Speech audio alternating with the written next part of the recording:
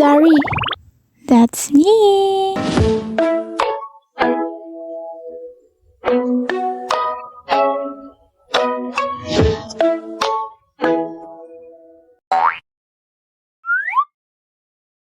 Bunso, sila yung pinakamakapangyarihan sa inyong magkakapatid.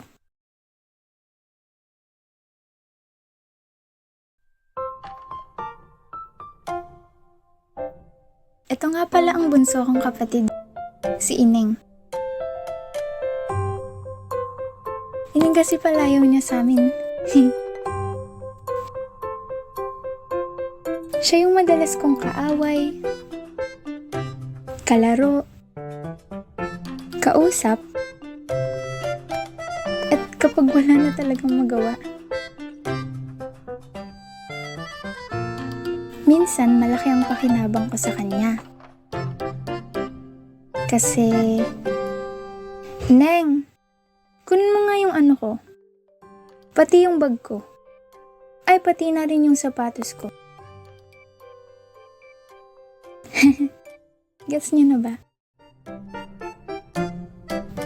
Pero tandaan, huwag tayong sosobra sa utos sa kanila. Kasi, alam niyo na mangyayari.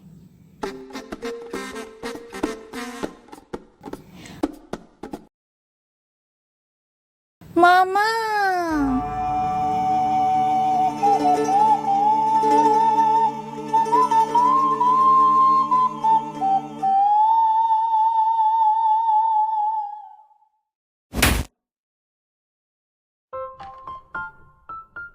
Oo, lagot tayo kay Mama. Ibunso niya yan eh. Hay, kaya minsan ayaw ko na lang siya utusan eh.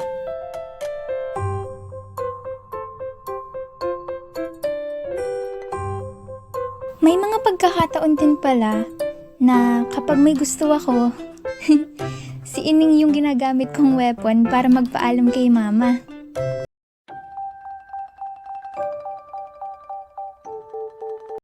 Ineng, gutom ka na? Oo, ate.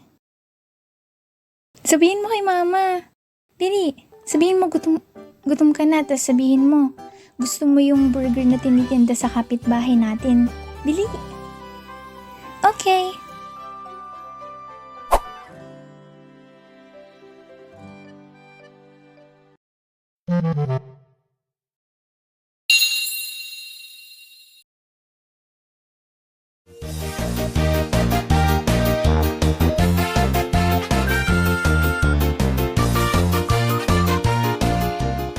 Oh, diba?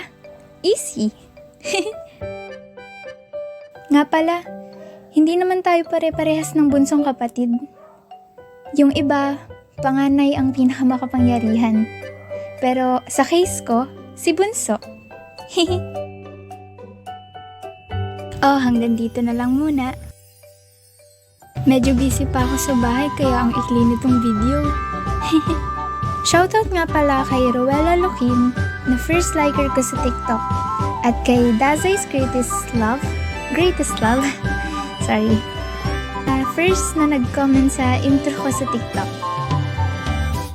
Pa-like, share, and subscribe ng channel ko para ma-update ka kapag may new video ako na in-upload dito. Thank you!